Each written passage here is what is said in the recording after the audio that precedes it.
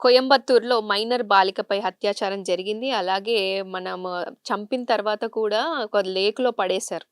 ఇలాంటివి చాలా చూస్తూ వస్తున్నాం అసలు. మీ అనుభవం చెప్పండి. ఇప్పుడు ఇలా జరిగినందుకు అది కూడా మన సీఎం వచ్చారు. ఏంటి విజయ్ దళపతి వచ్చిన తర్వాత ఇవన్నీ జరుగుతూ వస్తున్నాయి.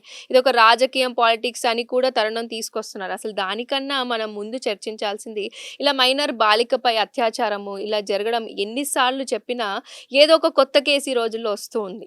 అయితే ఈ సంఘటన ఎలా చూడాలంటారు? దీని మీద న్యాయం ఎలా జరుగుతుందంటే ఏమంటారు మీరు?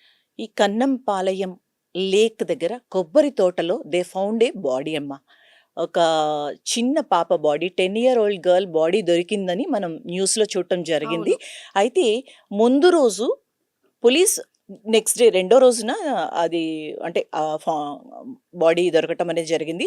దానికి 1 డే బిఫోర్ ఈవినింగ్ 5:00 టైంలో ఆ పాపని వాళ్ళు కిరాణా షాప్‌కి పంపించాము.